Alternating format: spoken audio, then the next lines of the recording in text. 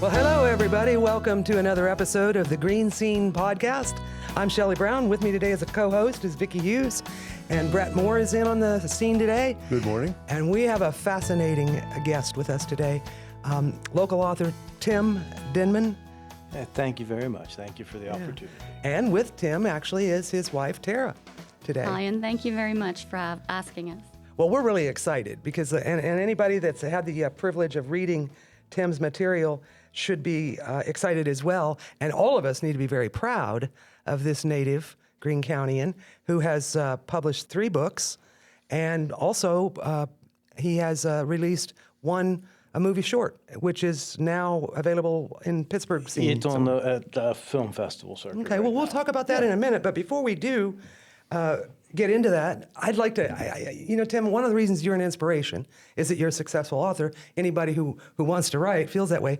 But we're also so proud of you for bringing your skills to light. And I know that early in your life, I'm not sure you knew that was going to happen because I learned you went to West Greene High School, yes, right? I did, yes. Yes, but then you got off track there somewhere, right? I suffered from severe anxiety. Okay. And it's something I'll talk to anybody about. It's important to know that you can have it and do amazing things. Obviously. And as I was a teenager, suffered from agoraphobia, dropped out of school, but that same anxiety later, as I learned how to handle it, led me to writing, and it pushed me to go to college, not only get an undergrad, but a master's, and then eventually teach college business. So it kind of one of those moments where you take pride in that. Yes, and as you well should. You well should. And to be successful, writing is not an easy thing to break into, I'm sure. No, I was just stupid enough because I was tricked into starting to write years ago, and it just becomes a part of who you are. All right, you need to explain that. You were tricked into writing. How's this? I originally got into creative stuff. The first 30 seconds of A Nightmare on Elm Street changed my life. I don't know how I connected to Freddy Krueger, but I did, and I became obsessed with Wes Craven, as I'm sitting in a Wes Craven shirt right now. Yes. And I became fascinated with everything he did. So it led me to just coming up with ideas and stories. And through the dealing with anxiety, a wonderful therapist years ago, Donna Downing, said to me, if you write stories, that's a world that you can control, so you don't have anxiety. So 2 weeks later, I come back and I said, "You're the biggest liar I've ever met."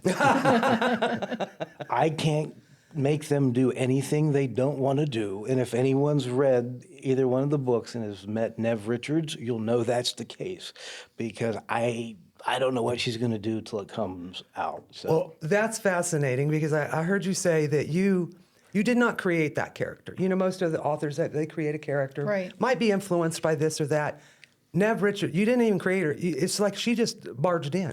Yeah, I was living in Aleppo at that point, WAMB. I was doing morning news director, and I was going to write a screenplay because I had my undergrad and stuff's in that. And I looked out my window, and there's tracks going up across the field into the woods, just a single set of tracks. So I started thinking, what could have caused them? I've always been fascinated with Bigfoot. And a voice just said, "I'm Neve Richards, cryptozoologist. I'll tell you what happened."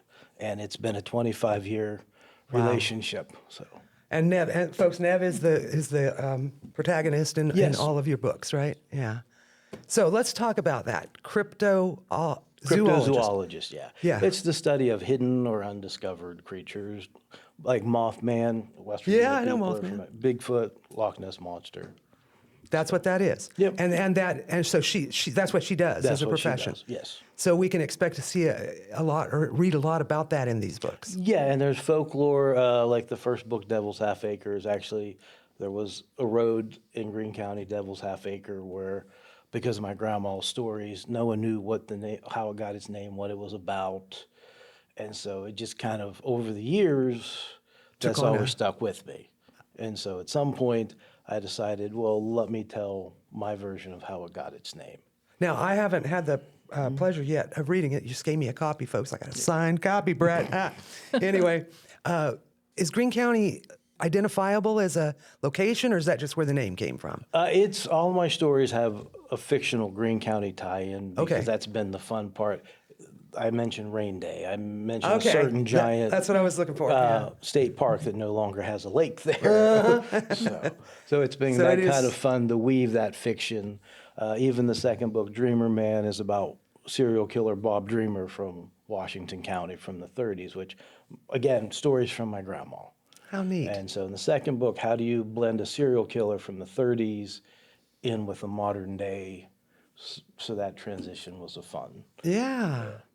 So, and you told me, I think earlier, that you've actually sold out the first release of everything. The third, yeah. Yeah. So there'll be more. Copies coming. yeah, Yeah, we're copies coming. available on Amazon, and we just now kind of breaking cool kind of news as we signed an author. We're going to switch to audiobooks, so we signed a 7-year deal with her. Audiobooks. Yes, so we'll that's, get to hear Neve Richards. yes. Wow. So that's the next. That's the next step. Will so. you get any chance to be influential on who you choose for the? Oh, we picked her.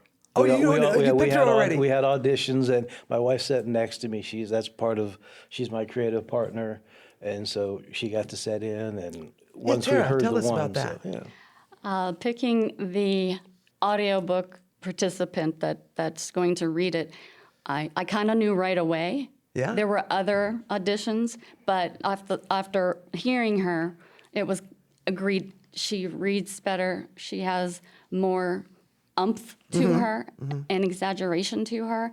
And we heard the others, but that was the one from the start. It was an easy choice. It was. And it's fascinating to hear. I've read them. And I'm hearing this female voice reading what I know. So it was really fascinating. It really was. That's neat. How about you tell us about the movie short too? I've always been obsessed with movies, like Yeah. I said earlier, about A Nightmare on Elm Street. And then I grew into Orson Welles, who Citizen Kane, I'll argue, and Die on the Hill is the greatest movie ever made. The second greatest movie ever made is The Third Man, which also stars Orson Welles has a part in it as well. Right. So a few years ago, through a classic movie club, I had met Wendy Whittick, wonderful person, and she had asked me to come on, and she had a small TV show to talk about High Noon. We talked about that, and then we did a podcast together talking about Night of the Preacher, which some of it was shot around a Wheeling area. Okay. And I'm a classic movie nerd. My favorite all-time movie is in 1941, Laura. It's a film noir. So we had met that, and one day, last fall, I got a message from her. She's like, "Hey, would you be interested in writing a film noir, short film noir for my production company?" And I said, I have just one thing I request, is that you allow me to write a scene to honor A Touch of Evil, Orson Welles' first scene with a single tracking shot. And I said, well, we'll blend in elements of The Third Man. And so I just started writing, and the main character in is Victoria McKnight, and she just is unabashedly proud of her sexuality and what she'll do to get what she wants. So it was a really fun way to honor and bring those characters to life. And we were blessed to go to the movie premiere at McKees Rocks this summer and to see characters that you created on the I big know. screen. And it's a moment of being humbled and blessed, because you went from a high school dropout who anxiety took everything away from you. I'm sorry, I get a little emotional. Yeah. To see these people, your world there. And hopefully it lets other people know that you can overcome stuff and you can dream. That's the inspiration. In it. Yeah. Yeah. So Tim, how do we see the film? Right now, it's still on the small film festival circuit. The second one we wrote for her, The Drift is in post-production, so I believe at some point she's either going to stream them or they're going to be in like a package deal. So But right now they're not. no, if you went, went to local film festivals, that they should be. you might see them there. Yeah. Okay. Yeah. That is cool. Now, you mentioned your love affair with Orson Welles, which reminded me earlier about a description. Where do you work? In your home? Or where? Your office? I have a home office. Okay. Which, if you go in, you have an entire Wes Craven wall. you have an Audrey Hepburn wall, and then I have a Hank Williams Sr. Whoa. Orson Welles wall. Now that one I could Because to me, Hank Williams Sr. is our greatest American writer, period, whatever you look at Yeah. it. So, yeah. that's interesting. And so I have a Freddy Krueger that overlooks me. I have a Freddy Krueger glove on my wall. Oh. So it's... And Tara, you go into this room? Not often. Not often. I know I can, hey, can I ask you a question? Real soft at the doorway, or I go in and make it quick. Although the mannequins that he has, I got them for him because that's what he would love. Yeah. Putting those together, no, not fun at all. The mask and the whole, no, I'm not a fan of it. These are life size? Yes. Yeah. Oh my. Yeah, we have an animatronic Freddy that it was threatened He to be even moves? yeah, but I have to keep him not plugged in because it was threatened to put someplace that would be uncomfortable if it scared her again. So I could see like our bedroom, and diagonal from our bedroom is his office, and there Freddie is.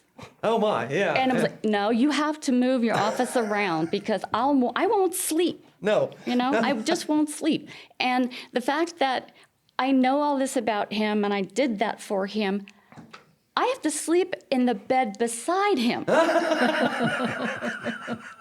And it's difficult some nights. When Freddie was there, I'd be laying in bed, I'd see Freddie, and I'm like, wow, I'm uncomfortable. And I turn over, and it was like, oh, he's right here. That's the mind that all these things come out of. Tim, yeah, they, you're known by the company you keep. yeah, exactly. Exactly. And it's funny because she hates the main character, but she loves Neve? the bad guy. Oh, you like the bad guy? Oh, she I do. loves him. Oh, I do. okay. Now we Yeah. see where you're coming from. Yeah. Keep your friends closer. There- You know that saying? Yeah, yeah. Yeah, no, it definitely sometimes very difficult, but we do well, you know. And I edit and help him. I read the books, and I'm fine with that. But when the bad guy appeared, I'm like, this guy has personality. Oh, he's going to do damage. He's going to be a really bad guy. And I like everything he does. Oh boy. Because it's methodical and everything has a reason. Where Neve is great, but just not the love. Well, now let's see. What does Tim think? Yeah, Tim, tell us about Neve. So we understand that she came to you. So Yes. tell us a little more. What's she like? What's her personality? Neve has a very gray moral compass. Okay. Gray? Yes, Okay. where she will do what she has to do to protect those she loves and the animals that she's either caught or that she's trying to find. So if you're a friend of hers, now her best friend in the book, Cassie, who is a big part of this, it's based on a dear friend of mine who I lost a few years ago. And I actually rewrote the whole books and brought Cassie in as a way to honor her. How nice. And it changed the whole dynamic of the book because Devils I had written 4 or 5 times. Something was missing, and I was sitting in my office one night just missing her. And I said, you know what, let me do this. Rewrote the whole book in 6 months, and it changed the whole dynamic because as I wrote, more of her personality came out. So Neve is the type of person that would kill a bear for you, but she would also feed somebody to a giant snake. Not that she's done that, hint, hint, Yet.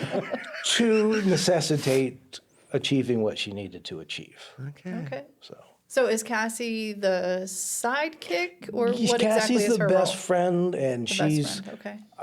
yeah, she's the light to Neve's dark. Okay. So they there's that. Balance yeah, each other. their yeah. interaction, and she'll even chuckle at some of the interactions they have and what they do. So it's been, the whole book writing process. I had done screenplays, and I've just lived this amazing life from growing up on a Pittsburgh Steelers farm. Oh yeah, tell me about that. John Kolb, if anyone doesn't know him, won 4 Super Bowls with the Pittsburgh Steelers. Okay. He had a big farm in Nineveh. It was close to my grandmother's farm, so he rented their property, got to know my family, How neat. found out that my mom was in an abusive relationship. Him and the Pittsburgh Steelers offensive lineman moved us to his farm, where we lived 17 years, rent-free, just the most humble person. What a beautiful story. And, you know, he had done it for another lady as well. So you'd be at the farm and a car would pull up, it'd be Mike Webster. You know, it would be Terry Bradshaw, who lost his teeth at the farm. It would be John Stallworth. So, Tell them the Terry Bradshaw it's a story. funny story. Terry had bet John that he couldn't lasso him. Well, John's from That he couldn't Oklahoma. what? Lasso him. Oh, okay. So yeah. John's from Oklahoma, was a cowboy. Okay. So he did, and he had Terry standing there. And John was like, Terry, don't move. And Terry was trying to get out of the rope, and the horse took off and drugged Terry. So it knocked his front teeth out. Like, I think dislocated his shoulder and elbow, if I'm not mistaken. But he played in the football game that Sunday and threw like 3 touchdown passes. So, Oh, wow. so just to have That's- that growing up, Yeah. it's just, you know, That was a privilege. it yeah. was beyond blessed. So. Neat. So with the writing, what had pushed me is, again, just dumb luck, and just God has blessed me so much that I had met a gentleman. I read a book called Heretofore Unknown, which was by Lee Murphy. He's an amazing writer out of California. He has like 12 novels he's published. And he went from being my favorite writer to being my mentor and one of my dear friends, which in the books I've been able to pay tribute to him, and he's part of the books. That's so great. to me, it's important to give back Yes. to those who have helped me along the way. Yeah. And so, you know, I talk to Lee a lot, and so it's just a humble thank you. And, you know, local, the cover art, Roxy Roberts, another West Green person, her art just captures, you Yes, know, it's great. the picture of everything. So I've been blessed to, you know, just have an amazing group with me. So nothing I've done alone. Well, you know what? It's really really nice to hear you say that, and I think it's true. It's obvious in your personality and your credits to those that have been a part of your life all through. Yeah. It's just that's very inspirational. Don't you find him inspirational? Oh, Well, yes. thank you. Yeah. Thank you. Yeah, I'm anxious. This book cover's coming open as soon as I leave here. Well, I won't do it till I drive home. Yeah, that's good. Well, when the audiobook's here, that's then you right. can just listen Yeah. to Well, it. audiobooks are Yeah. coming out So too. hopefully the first one will be done by Christmas. And then, Definitely. So, yeah. Now, and you said there's being a re-release, so if somebody wants to order the book right now, They're on Amazon. you can get Yeah. it right then. Yeah. Okay, so go to Amazon and look up Timothy Denman. Yep. There's the 3 books. Name those for me. Devil's Half Acre, First book Dream one. and Ran, and then the Missing Link is the new one. Is it important that they're read in? It helps. Okay. Yeah, you could read Dreamer Man first, but Devil's Half Acre is Neve's origin story. Right. It's her first adventure of them trying to rescue a friend who was very curious and wanted to find Devil's Half Acre, I see. who is now called Half Acre Road, and I may or may not, through no ability of my own, have the original Devil's Half Acre sign in my office. I don't know how that happened. I had nothing to do with it, but so. Neat. So yeah, and then it follows. It's a 5-book series. We're about 4 chapters into the next one, Blackwater, and then Revelation's the final in that one. So we've got so much to look forward to. So we're hoping, yep. So we're looking forward to potentially doing another movie script with WCC Productions. So Good. So Well, what are you working on? What are you working on right now? it's Blackwater, which is The the fourth? which is the 4th book. Okay. And then doing the audio book, working with Shannon Weber, who's going to be the voice of the Neve Richards universe, which we're excited. Okay. So that's a process too of having her read and then make corrections in the whole production. So Well, Bret, we've just sort of dominated this thing. You've been a little quiet as a church mouse I've over been there. fascinated listening to It this. is, yeah. Do you have anything just- you'd like to? A little bit off topic, or on topic, but a little different venue. Obviously, you're a big fan of the horror genre. yes. It seems to be, specific noir type things that you had mentioned. Is there anything? Are you a fan of just in general of the horror films? I am. I'm in general classic horror films, like from Todd Browning's 1931 Dracula to his follow-up Freaks to 31's Jekyll and Hyde with Frederick March, who I think is our greatest American actor.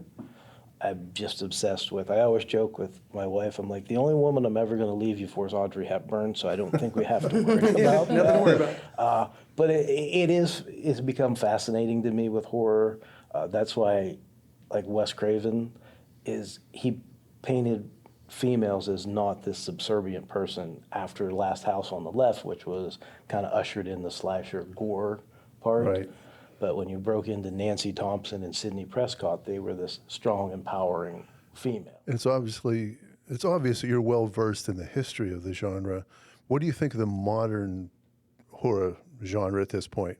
I'm guessing you might have a certain opinion. I think Blumhouse ruined horror. I'll die on that hill too. Unfortunately, everyone thinks they can make a scary movie now.